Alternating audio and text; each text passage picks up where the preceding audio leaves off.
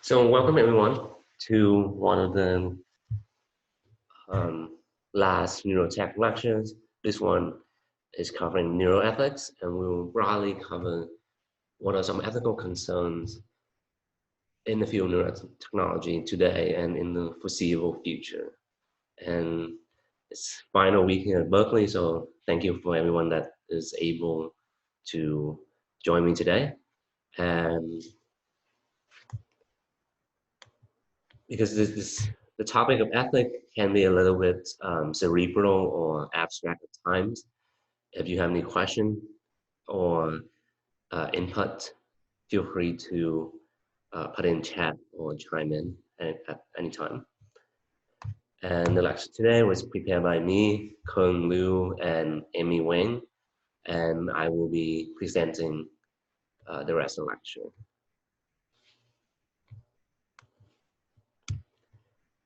The outline would just be pretty typical. We start with neuroethics, and then go to a broad topic that cover transhumanism, and then data, privacy, and societal impacts. Before we go into neuroethics, I kind of want to touch base with everyone about common form of ethics and what are they. So common ethical principles that we all should keep in mind to compare and contrast with what I will be talking about for the rest of the lecture. And keep in mind that some of these are only applicable in some situation and not in other. And I don't think any of them is 100% foolproof. And the first one I want to kind of touch on is biomedical ethics. And this one is very relevant if especially you go into medicine, but in terms of just biomedical engineering in general is also applicable, and that's respecting for autonomy of your patient and your subject. There is non-maleficent, which is doing no harm, and then extending from that is beneficent, which is actually now doing good instead of just not doing harm. And the last part is justice, which emphasizes fairness in treating all the participants in your discussion, all the stakeholders. Then moving on from biomedical ethics is utilitarian ethics. This one focuses more broadly on doing the greatest good for the greatest number of people, where everyone under consideration is considered as equal. And then there's deontological ethics. And this one emphasizes that to be ethical, you should be adhering to your duties and obligations, particularly if you're in a job or some sort of profession or society that you're committed to carrying out all of these duties. So as a police officer, maybe your duty is to protect and serve your community, or as a soldier, your duty might be to protect and adhere to the Constitution. Or as a teacher, your duty is to teach your student and advocate for their well-being. And then virtue ethics follow a certain set of moral characters like honesty, courage, compassion, fidelity, and talking about virtue, I'll briefly bridge into our feedback form that we have here. And this is particularly aimed at on the student we have in decal at Berkeley this semester. And this is, as you know, the first time we've taught the class, the first time we basically roll everything up from the ground and try to disseminate as clearly and broadly as we can. So we kind of want to ask that for a final favor from the student is to go through this link and maybe take 2-3 minutes and give us the best feedback that you can. I think we would really appreciate this going forward to further develop the class, and I think the future student will also appreciate your effort. So what is neuroethics and what does it entail? To talk about neuroethics, we have to understand that it's a very broad intersection of different topics, including one is that our increased understanding of the brain and our ability to monitor and influence it. And then that intersects with the issues concerning more the biological basis of human agencies and decision making. So, how, another way to put it is that neuroethics resides at the joint of kind of the technical space of the science and engineering of the brain and the abstract understanding of what makes us a person, or what makes the humanity within us. And I want to make it clear to us on why it might be important to talk about neuroethics. So how does it impact you and me as a student, researcher, inventor, doctor, etc.? And one way of looking at it is to see that neuroethics is important, not just in discussion, but in practice, because it's helped us balance the benefits and the harms.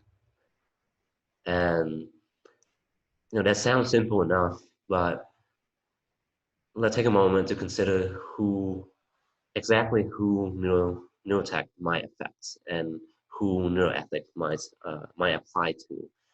And considering the application of this technology, there's the patient, the user, there's the people that are researching the technology, and the doctor who are implanting or kind of selling this technology.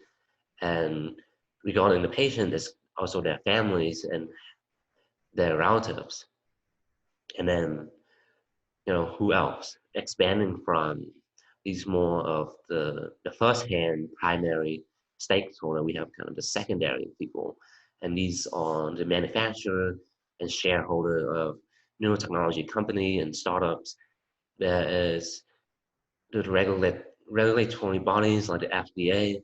There are tertiary service such as advertisement agency, insurance companies, and I think you would be able to add more people if you think more about this. Now that we kind of consider who are involved in this field, let's consider what are the harms and benefits. And throughout this lecture series that we have this semester, I think as students who are passionate about this field, it would be easy to kind of see some of the benefits of neurotechnology. So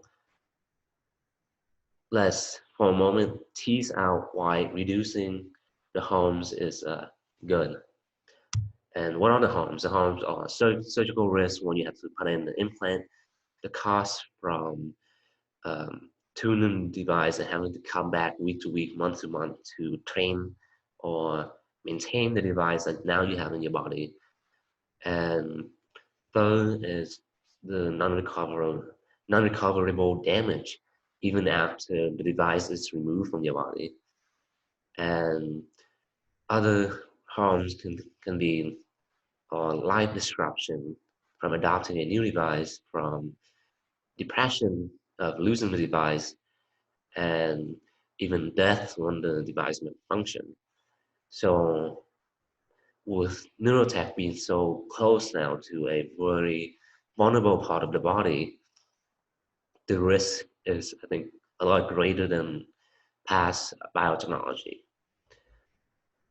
But still, if we, why do these harms matter? And especially why is it minimizing it matter? And there's the humane perspective is that minimizing the harm you put on another fellow human person create a more pleasant society for everyone to live in. But maybe this doesn't convince everyone here. So maybe the business perspective might convince you is that reducing harms helps reducing regulatory burdens, which in turn help with the developmental process, because without the burden, without considering all the regulation that you have to kind of sidestep or to overcome, research and development can be a lot faster and smooth. So with that in mind, on why minimizing harms can be broadly beneficial to everyone in this field, the goal of the lecture today is to tease out a question and answer that are relevant to neuroethics. And being ethics being kind of an abstract field, and there's no really right or wrong answer all the time. It's only going to be a lot more question than answer today. The first topic that we're going to cover is transhumanism. And transhumanism is the belief that human can evolve beyond their current physical and mental limitations. For example, in the past, we have used devices like hearing aids, prosthetics, and now smart glasses to improve our daily lives.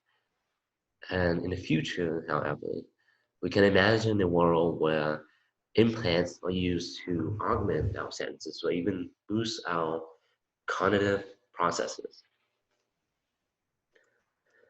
Right now, talking about implants, we already have key players like Neuralink working to motion human with machines, and other possible applications include, memory chips or neural pathway embedded into people brains, bypassing the needs for an external computer. And mind control prosthetic is another example that can have great potential for restoring amputee life to a state before their amputation. Communication is also another improvement that we can see in how we can better transmit idea, emotion, and directly from brain to brain without the barrier of speech and word and language. But this is very far in the future, and thinking about this in advance, we can kind of look some of the ethics, and people have already kind of teased out some of the ethic concern that we might have thinking about transhumanism, and that some people argue that this technology will evolve human race to increase productivity, and bodies will be augmented, will become smarter, stronger, more resilient, optimized. But those that are against this kind of implant and change augmentation argue that the bodies will be monitored. It will be a big invasion of privacy, and also that would develop a stratification between those who can afford the augmentation and those who cannot. So the question becomes, what do we value the most? Is it these enhancement factors like intelligence, success, health, fulfillment, happiness, quality of life, or something else like privacy and social equality? And as we move forward with this technology, inevitably, some will take priority over some others. And this kind of bridges us to this concept of, if we get an implant that enhance who we are as a person, is it a symbiotic identity, or would the machine take over radically? And to better understand this concept of a new identity versus a radical takeover, we'll explore a few questions together. And one of the first questions is, what gives one agency? So, agent, I have a thought experiment here. And for the audience that's with me right now, feel free to chime in if you want. So the thought experiment is, imagine that there's a device that helps with decision making, and it's like a guidebook, like a game strategy guide. If you're familiar with that, that shows you the best path for every option in your daily life. And it's helped you what to what class to take, what clothing to wear, who to talk to, what to say, etc. And if you follow all of the recommended guide, you basically have an optimal life or ideal life based on whatever you kind of desire. So the device kind of know what you want and optimize for that. And if you follow the guidance, you will never make a mistake. So knowing this, will you follow the guide, and why or why not? And for those that is not here with me today but listening to this lecture at a later time, you can pause the video and take a moment to think about it for yourself.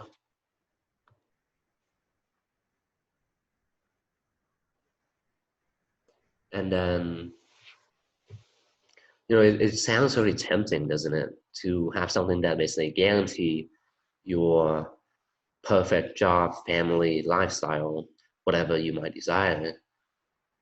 And it's not necessarily a handout, because it's only recommending these tips, and you're the one that's kind of out there grinding for it.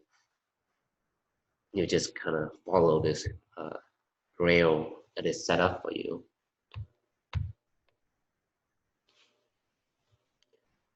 And yet, I said rail, so you kind of, even though you're putting in the physical effort, you're still on a rail. And to some people that might not matter, but to others, how does it affect your agency as a person if you follow this guidance?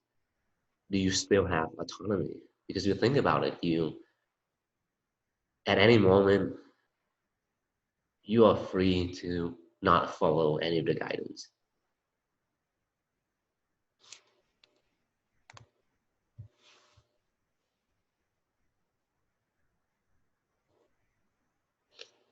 Though in the end, if you succeed in realizing your dream, and this is your dream, right? It's very unique to you. Wouldn't that be the ultimate expression of your autonomy? Or somehow following a guide detract from this merit of autonomy and agency?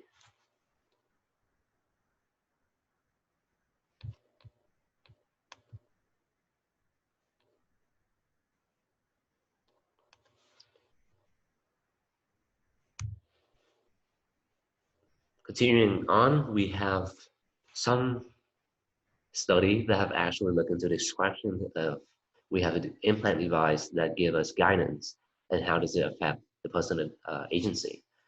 And this is seen in a study that looked at patients who had a device implanted into the brain to predict seizure or epileptic episode. And what this device did was that it predicted when the patient would have a seizure, and it recommended the patient to start taking the med beforehand. And the people that participated in this experiment, one of them is patient one, who stated that you grow into it and get used to it, so that then it becomes a part of your everyday life, and it's a radical symbiosis. I think this is kind of the best case scenario, where you feel that the technology is enhancing your life and enhancing your ability to live your life as a person, rather than detracting from your humanity. Yet we have almost 100% or 180-degree perspective in the other side, which is, you would wonder how much is you anymore, how much of it is my thought pattern. And no doubt, I think this person feel that the machine basically was thinking for them and making decision for them, and they just didn't feel that they were themselves anymore. So I think it's possible for any individual you take from society to have either one or two, or any degree in between these two patients. And then next, foreign agency, there's a question of identity and how do we see ourselves. I think for a lot of us, our own autonomy or agency play a lot in terms into our identity, but it's not a complete picture of what makes a person or what defines a person. So if it's the case, how could neurotech affect our self-perception? And here I list some way that is that people kind of see themselves as, or how they define their self-identity. Um, some people see themselves through their actions, other through their thoughts and intentions, and even more, some see themselves based on how they think others perceive them. I think this is called like through the looking glass theory or something in psychology. And no doubt that it's probably not any of these three individually, but a complex integration of the three and other factor that helps identifies who we are as a person. So going back to the question, how could neurotechnology affect how we define our individual identity? And to kind of investigate this, in the following slides, I've made a few um, hypothetical devices that have a different degree of effect on the brain. And we'll see, or we will discuss how these devices and the degree of integration with the brain could affect our self-perception. So device one. This one monitors and modulates the brain. It changes one's thought and patterns, and it changes one's actions. How does this affect your identity as a person? It sounds very foreign, like this. The device slowly assimilate into you, where you can tell if it might be something foreign or not. Over time, you might kind of start questioning yourself if this is my own thought or is it a machine thoughts. And like patient two we discussed earlier, it might lead to self alienation. So I think that the changes that this device has is very drastic. So let's tune it down a little bit and we come to device two. This one doesn't necessarily change your heart and action, but it's restore a lost function. So think of something like a deep brain stimulation for Parkinson patient, that when you flip the switch on, they basically are able to walk at a normal pace again. And this for this case, I think there's a lot less self-alienation because it seems like it's restoring what the patient might previously consider to be the personhood. So it's not as invasive. Now, consider scenario 2B, which is removing a negative tendency. This device basically would remove a personal tendency that we might not consider to be our normal self.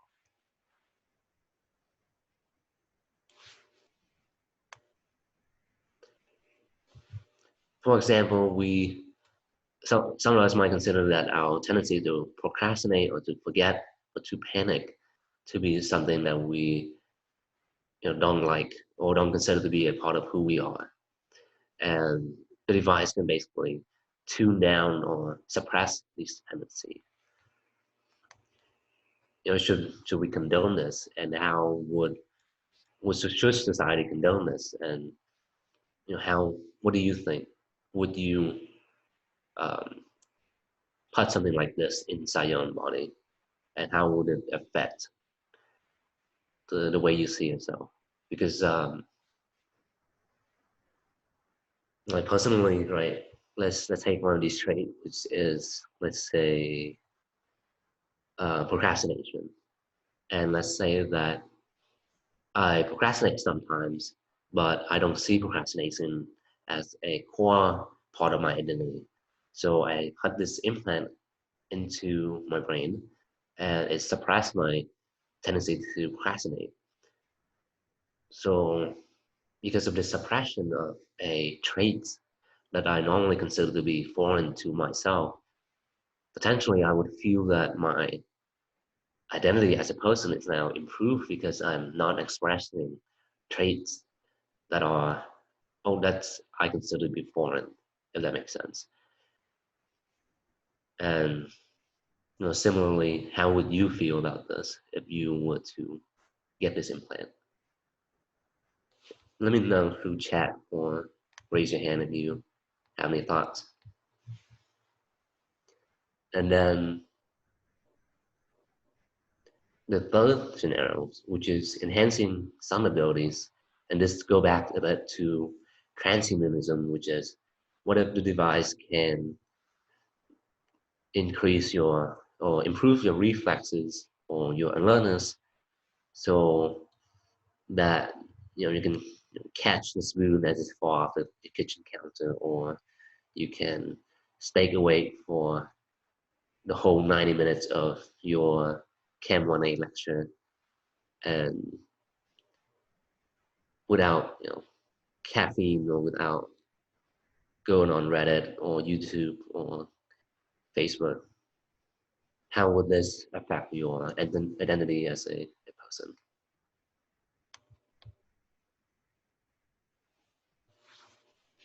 And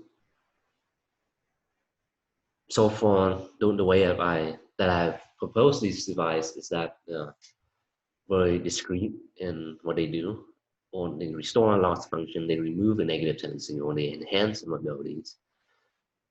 But let's say that we can combine all three of these. And what exactly is kind of the balance in combining these three?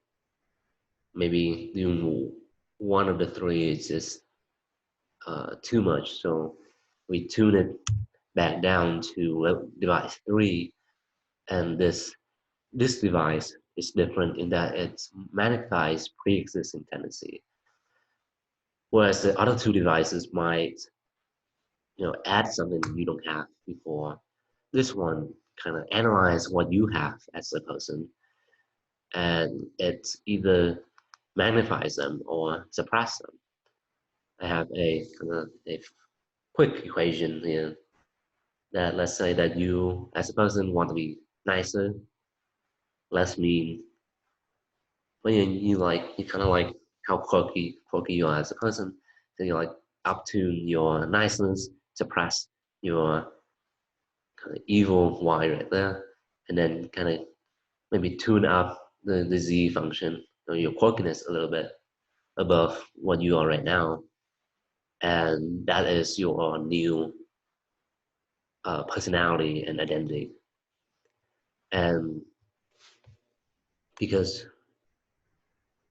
you voluntarily tune this um, new identity, and this identity built up on what already exists in you as a person previously.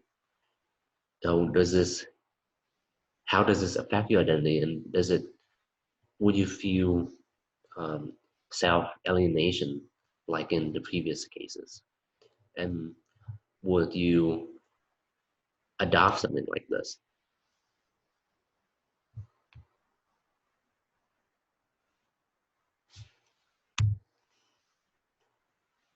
And going back to the discussion of ethics, there's one thing that we have to acknowledge is that identity is always at flux along with our actions. A small part of it changes along with each sunrise every day we wake up. We already have biotechnology that affects who we are. Imagine a hip implant or a metal chest plate, a cochlear implant, an insulin pump, a pacemaker. The people who adopt the technology are not wholly the bone and flesh as they were born from the mother, and that changes who they are. We also have to acknowledge that a neural device, unlike the previous bio implants, bypass a lot of the nervous system function, and it can therefore create a lot more drastic changes and thus have a greater effect on the identity change. But for the practicality of discussing ethics, it might be more useful to relegate the worthiness of identity changes to the user rather than us making that decision for them. And what's more useful for us in this discussion of ethics is to consider whether these changes are problematic to the development and access of the technology rather than if they are worth it or not.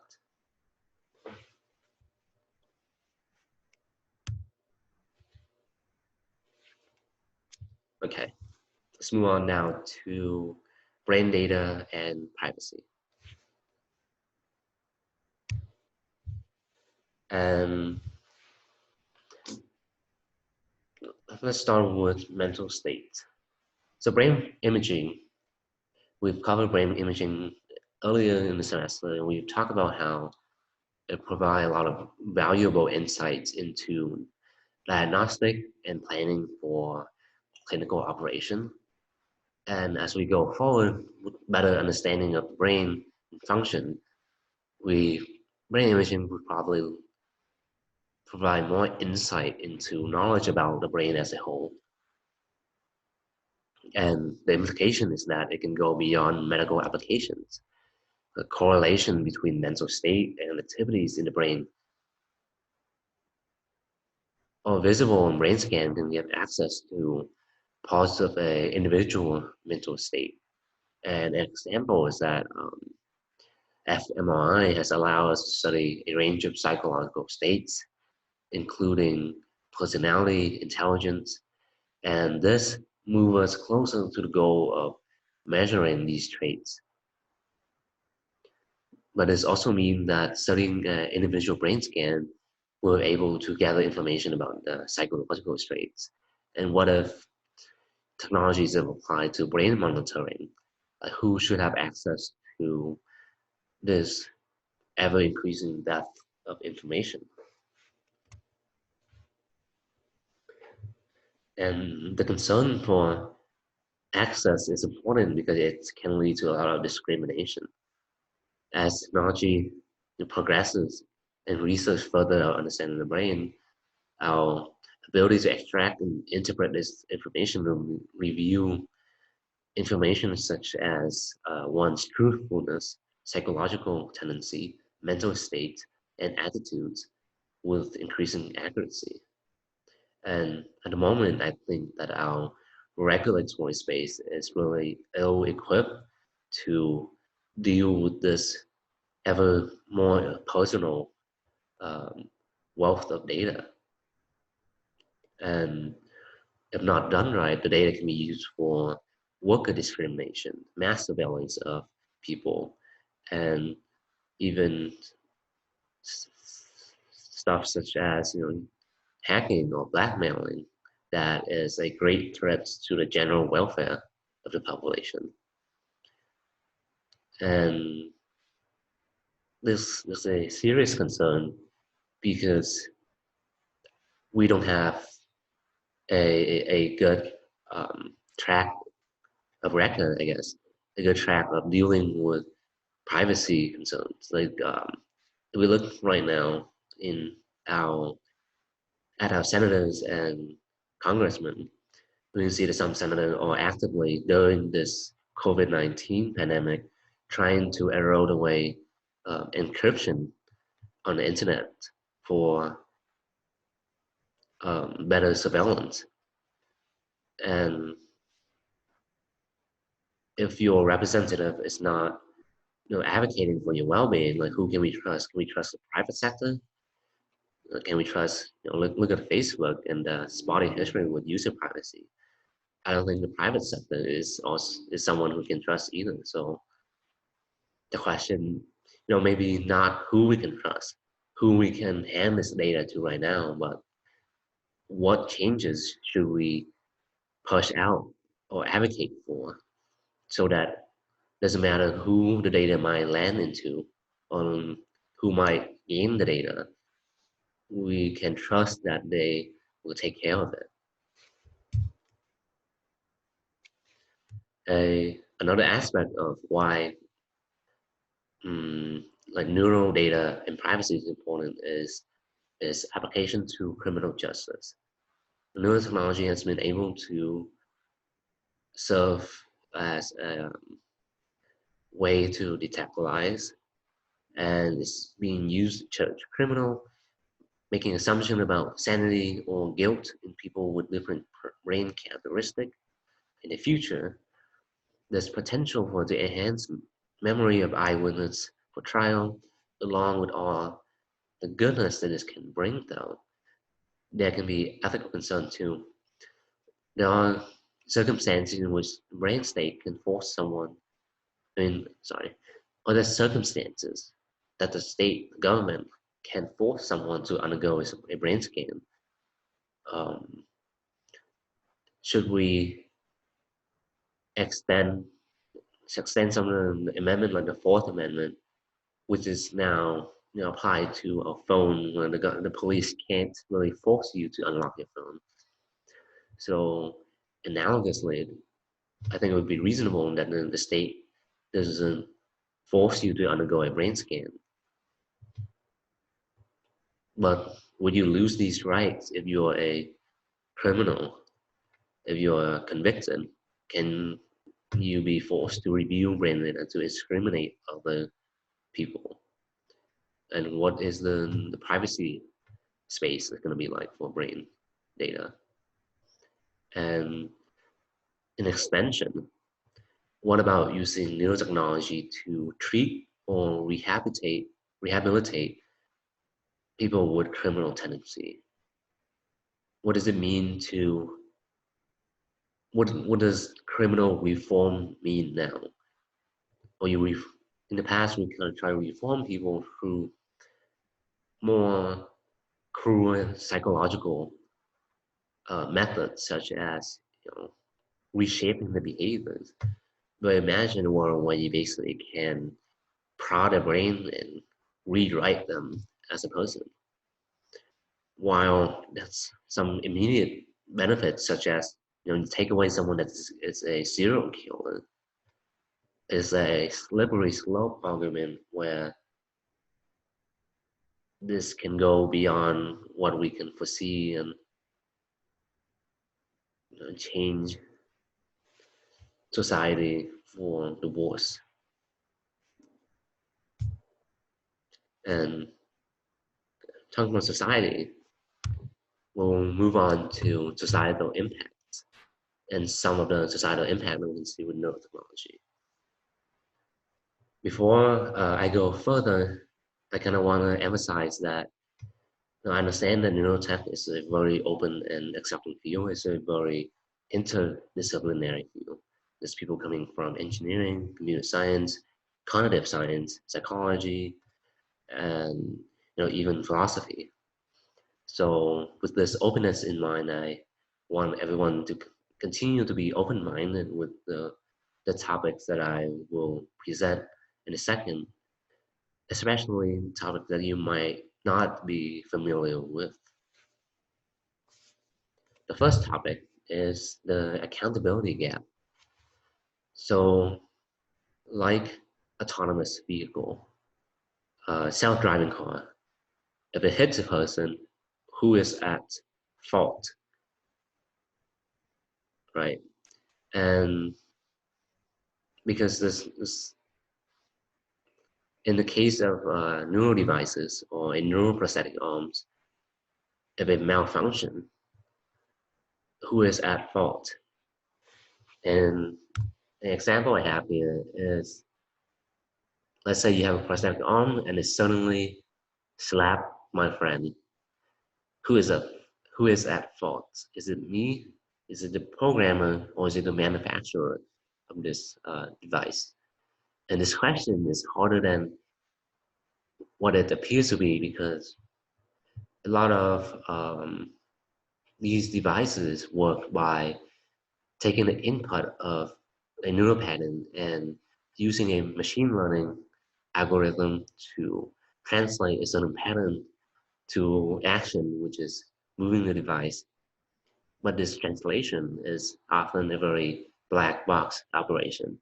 We don't really, even the engineer who built the device often can't say exactly how input is being interpreted and translated into an output. So it's unclear of how these devices work, and when they malfunction, how can we ascribe as a responsibility without clear understanding or knowledge?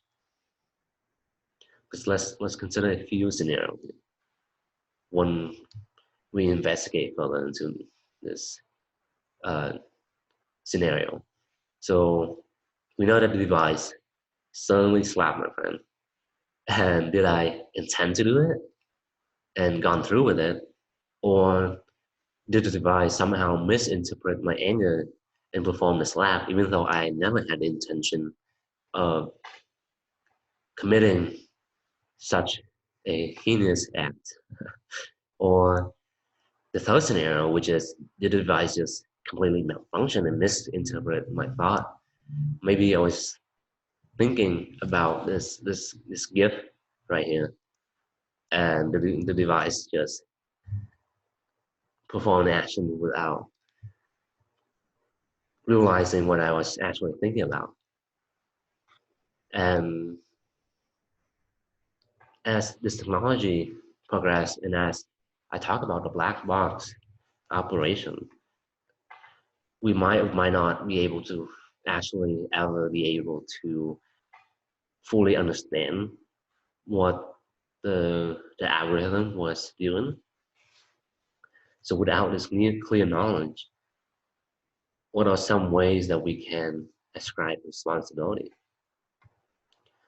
The people that have thought about this have proposed three kind of broad groups in thinking. One is what's called a child-parent relationship, or a pet-owner relationship, where the parent, as you think, take responsibility, legal responsibility of the child, even though they don't fully control every action that the child takes.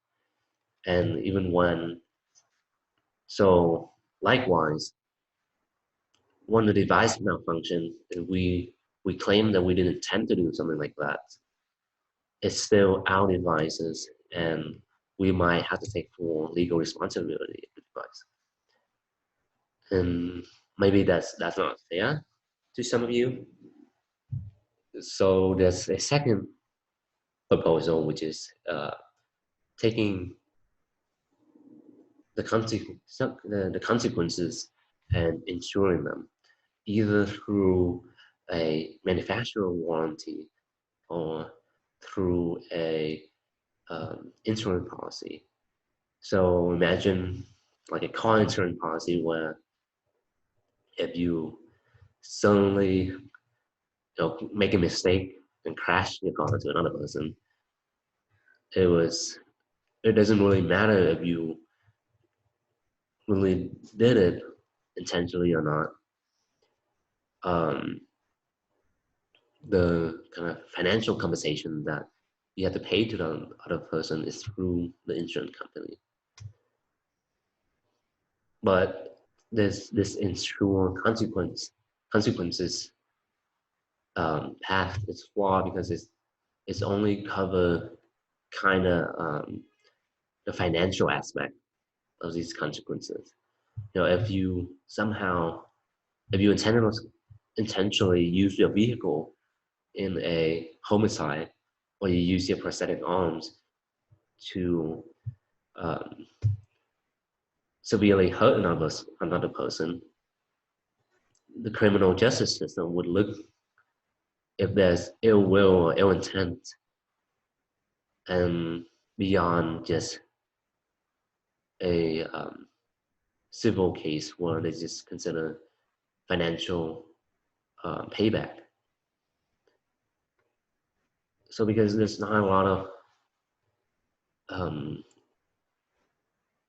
legal framework to deal with this, some people have considered a total renovation of the legal system, and they think that the current or the obfuscation in the algorithm is just too much for the legal system to deal with right now, and they think that we should basically revamp the law to better address these advancement in machine learning and artificial intelligence. I think before we go on, I think this topic would have been a great topic for discussion in class, but unfortunately, we're working through Zoom. So I would say encourage you to think more about this and talk about it with your friends, families, and feel free to send an email to an instructor with your thoughts or inputs. Okay.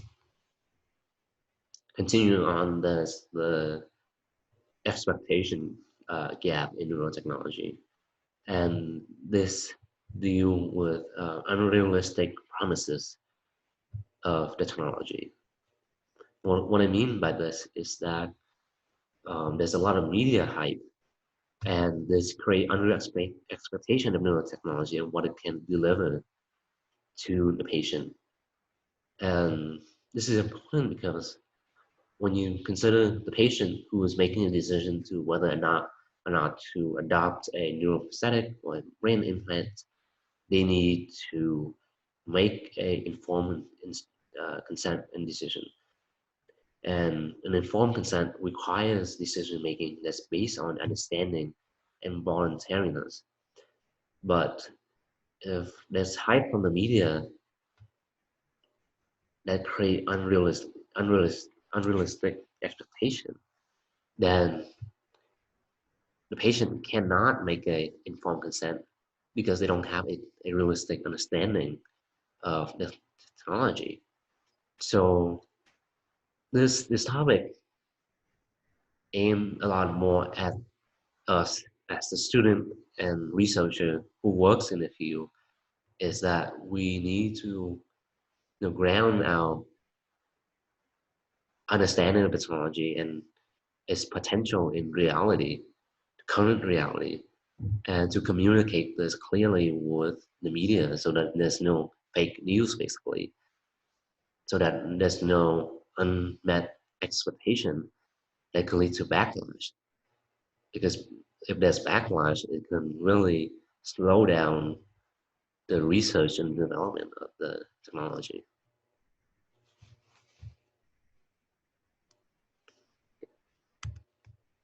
The last topic of the day is going to be tyranny of the norm.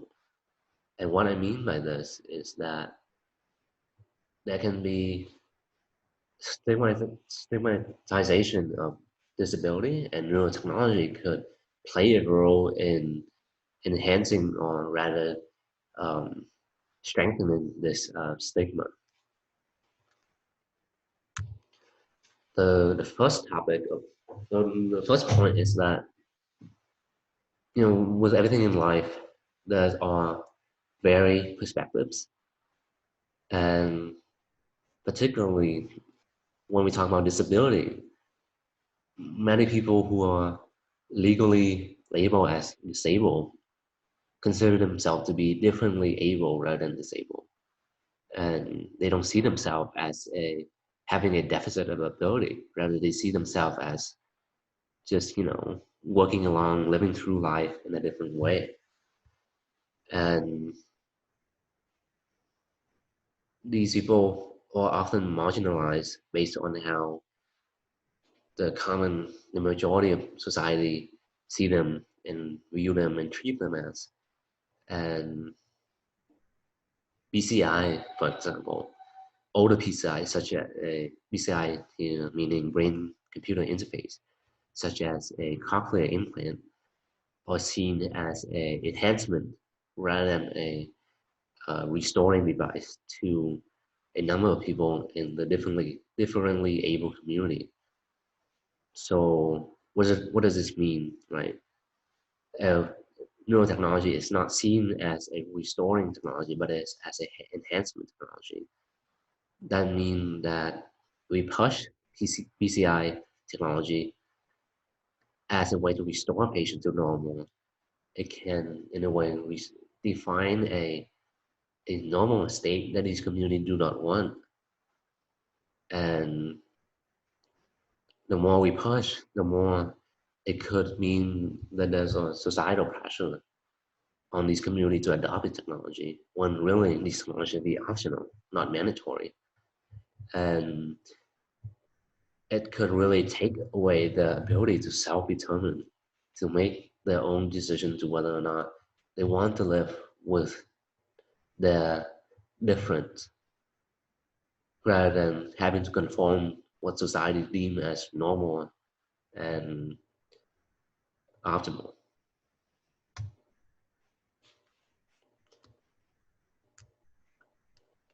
So keeping the option open rather than having the pressure to adopt the technology is really important for these differently able communities to self-determine for what they want. And almost inversely, pushing technology as enhancement could lead to a bigger pushback than we foresee, as in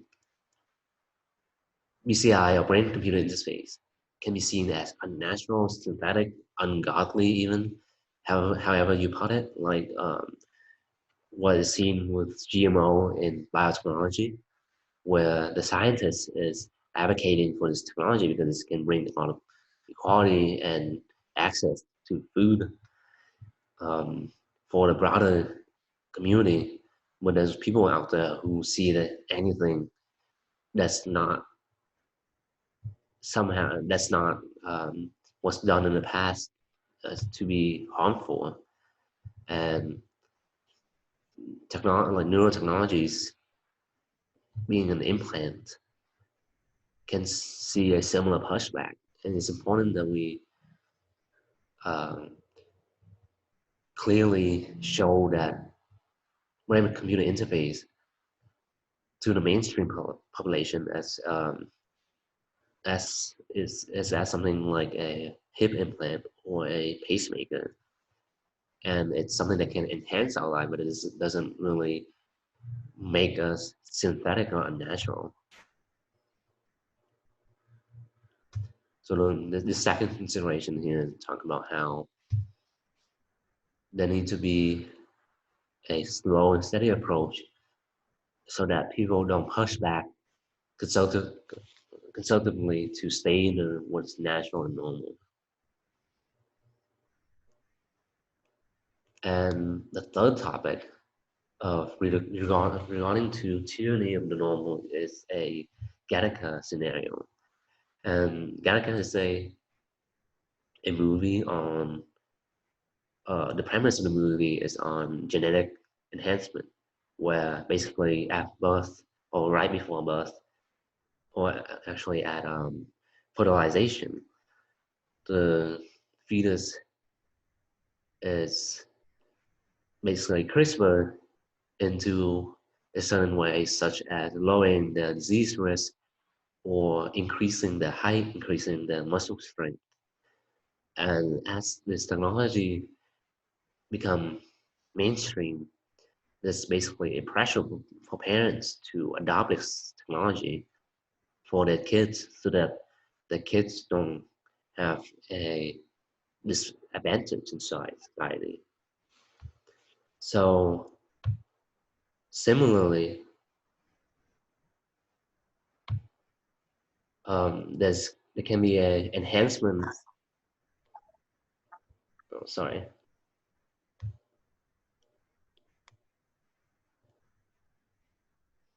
there was there's some mic feedback. Sorry. Okay. So similarly with neurotechnology, it can give a lot of people an advantage, and it can kind of pressure parents into implanting their kids with enhancement technology to give them a competitiveness edge. But at the same time, we talked before how enhancement should not be the norm because it can take away a lot of the freedom of choice. We want ultimately for people to opt out of this if they want and still have a normal, fulfilling life. And one on going through the three topic, what are your thoughts in the audience? What are some way that we can kind of mediate adoption of new technology as a enhancement, but is at the same time natural and not necessarily necessary to function in a futuristic society?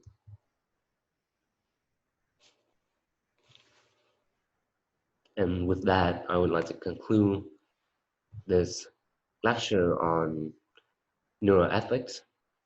And I, again, going back to feedback form, to say final plug-in here is that we do really appreciate everyone for sticking with us this semester. It's been a kind of wild ride with this decal being a completely new decal and then getting hit with the coronavirus crisis. And it's been a lot of fun on our team, making these lectures and have weekly lecture.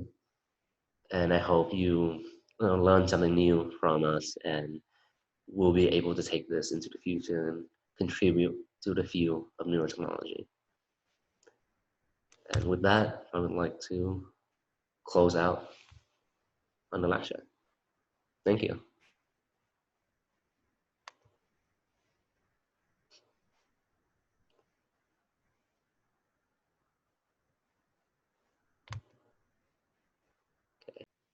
What are you going to say, Nami? I'm curious about, so you mentioned like about the ethicality of implanting your children so that they have a competitive advantage or so that they can keep up. Yeah. There are a few people, notably like Elon Musk, who think that a neural computer interface is necessary to keep up with the development of technologies like AI, for example.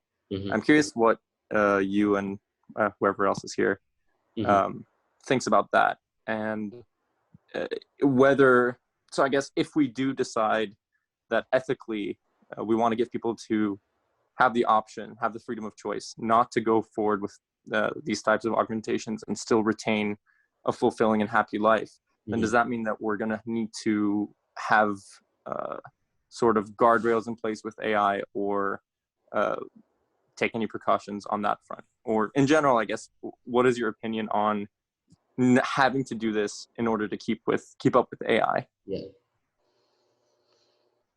it's kind of interesting because like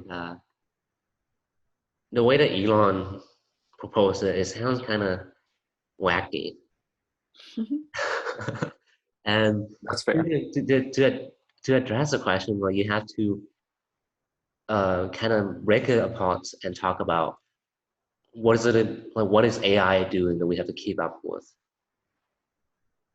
right? The simple answer to that question, I guess, to me would be like just making sense or extracting meaning from like swaths of data in a way that machine can, even not even like AI, but just high bandwidth like data processing like a normal computer, like bringing that to the human brain. Mm-hmm.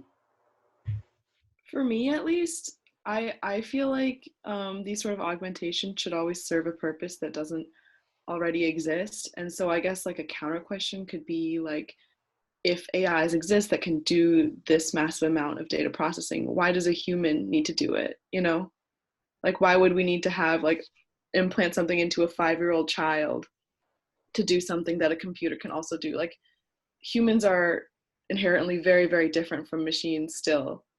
And like personally, at least, I think like why would we need to keep up with AI if that can exist?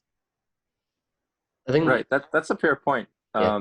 Even thinking about like, you know, you have your phone on you at all times, right? Like you're not without that sort of computational power. It's just not sort of like integrated into you and your experience. So that's a good point. What compels us to say like, okay, you know what? We need to have an experience on par with that of like artificial systems so that we can keep up. I'm not sure if that's even necessary. I think Elon point of concern is like AI is gonna take over the world, and we need to be ready to fight back. Yeah. And that sounds kind of weird in the future, a bit sci-fi.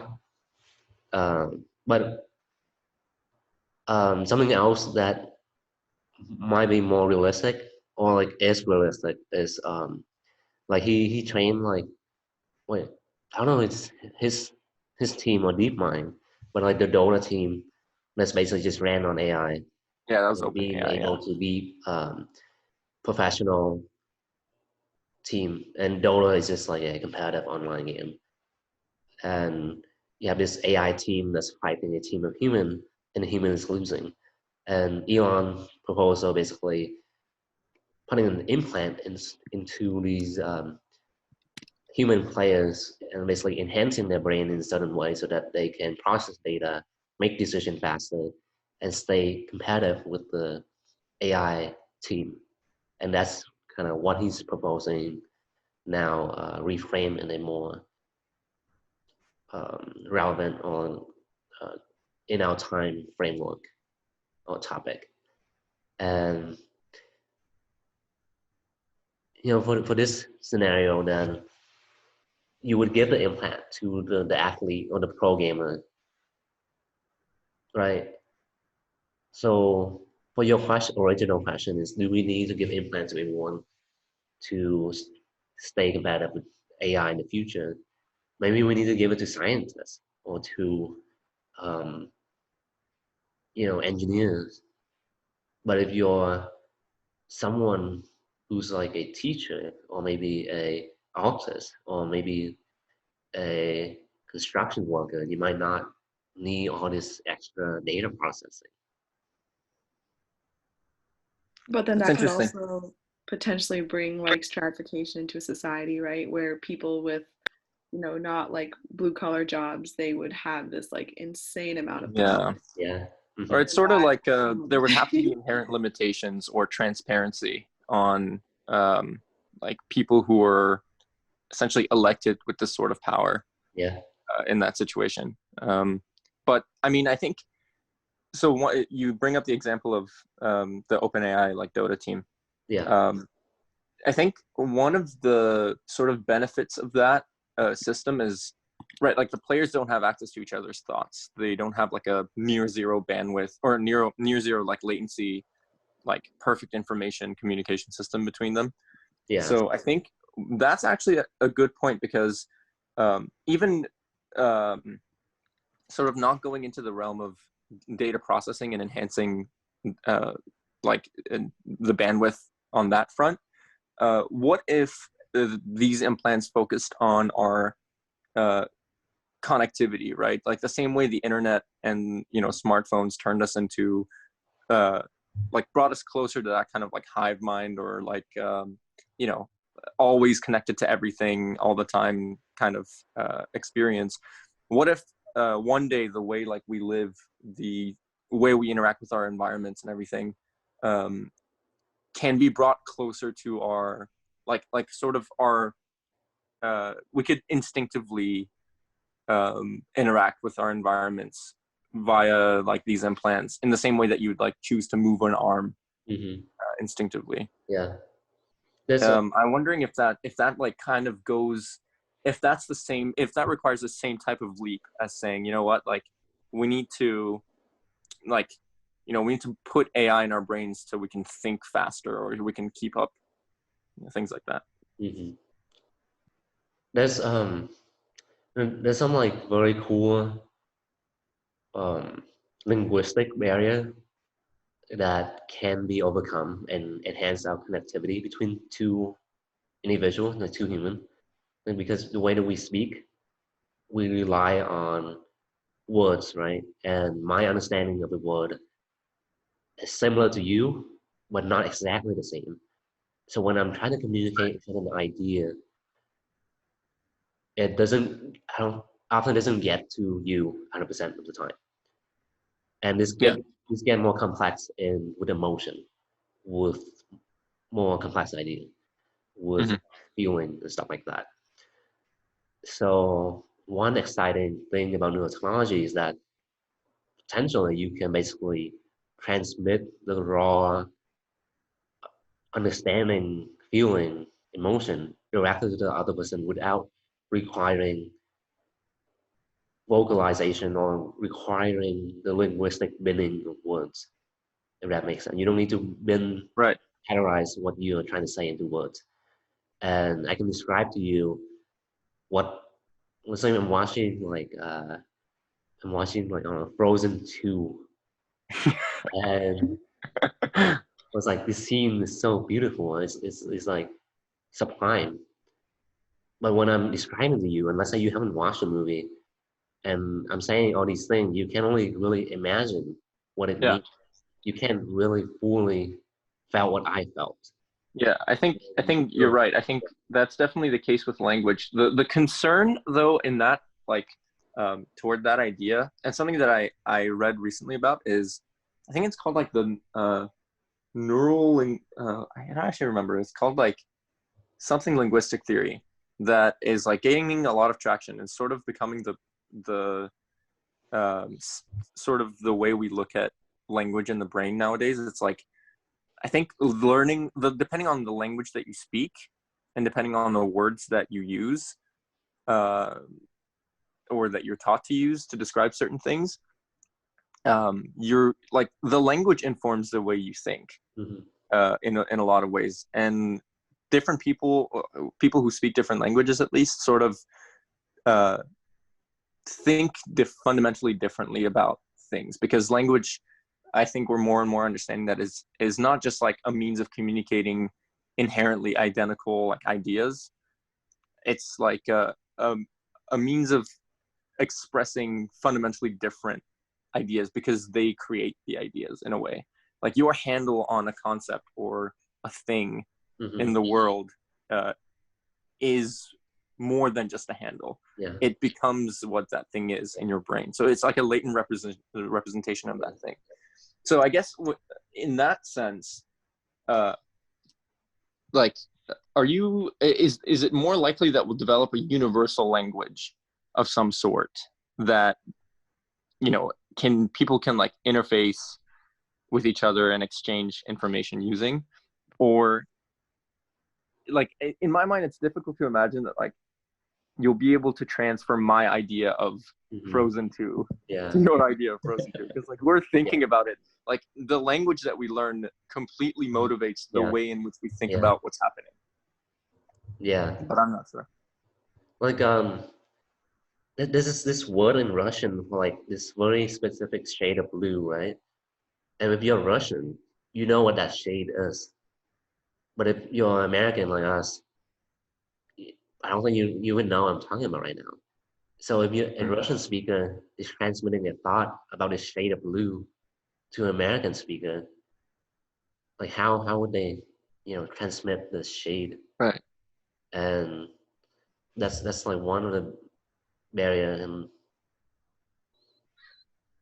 yeah, I don't know. So is that an example of the former or the latter case? Because I think in that case, right, like it's an idea that's grounded in something physical, right? So it's like it's something that, like, for example, if you had this neural interface, you could transmit the RGB like Yeah. values and you'd be fine. But say something like loneliness, right? Some abstract concept. In Farsi, for example, which like tends to be like a really poetic language, it's like a completely different frame of mind around loneliness, and it's like it's a sort of like connotations and the way you like communicate about it than in English. Mm-hmm. I think that intersects a lot with like popular culture, with literature, with the way the language like inherently, like the words that are there to describe loneliness. So it's like it's almost as if like English speaking people think about loneliness differently, the underlying idea, than people who speak Farsi, for example. So in that case, like how would you encode that and then transmit that and then decode that? I mean, if it's an implant, like biologically, everybody's brains and bodies have like the same chemical processes, right? So if it's like, if you're talking about like a sensation or like a feeling associated with something, maybe words wouldn't even need to be involved. Like, what if an implant could just like cause a sensation, in someone, and they would understand, like you guys said before, like how you feel about this one scene in Frozen 2 without like hearing words or anything like that. Yeah, sensation is a good point. I think, yeah, the literature is like more, like people agree that we probably, I mean, we don't know for sure, but we probably feel things the same way. But I think processing information is different because people's, I mean, your brain is wired depending on how you were raised, what you know about the environment. Yeah. So like the way Cuong processes information is completely different than the way I process information, for example. Yeah. I'm interested to see. I think that's probably going to be the main, in my mind, like the main challenge. Like I think eventually we'll get there with hardware and with software that can like take information from the brain and give it to someone else. But sort of coming up with a least common denominator way of transferring information, whether that's through sensation or instinct or some sort of inclination, or whether that's information just in the same sense that you'd like get out of like reading a text, and then like the acting on it is left up to you and things like that. I think that's going to be quite difficult and maybe have a lot of ethical and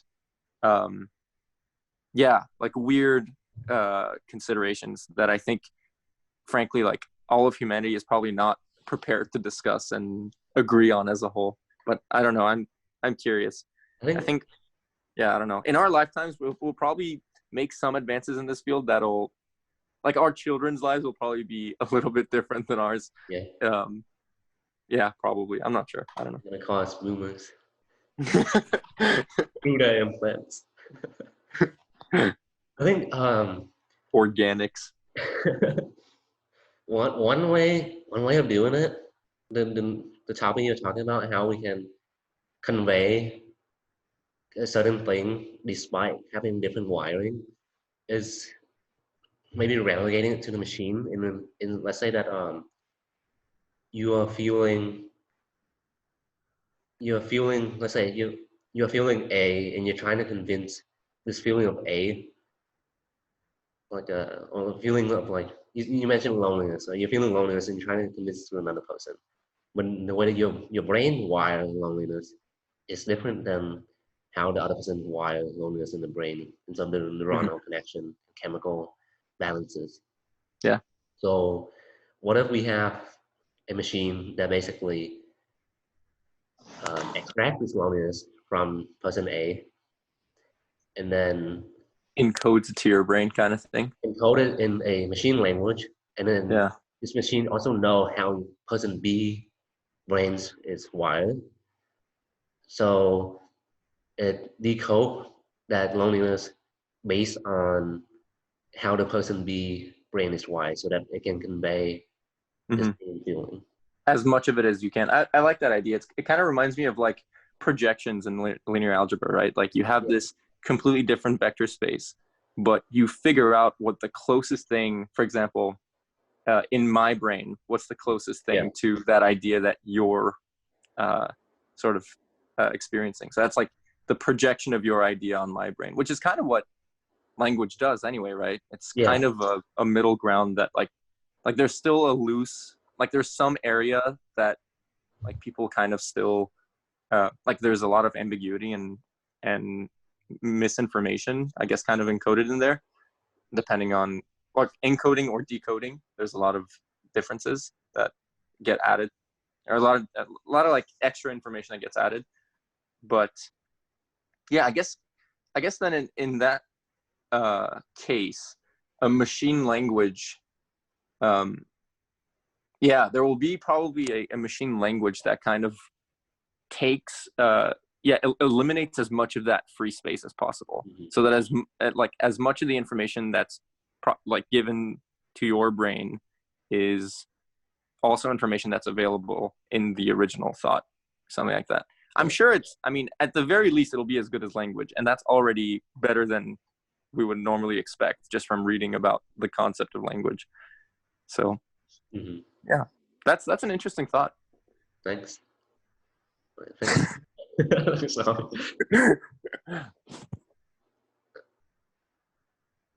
All right, should we conclude this or end this?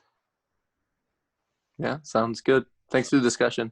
No problem. Thanks for calling in. Yeah, for sure. All right, take care.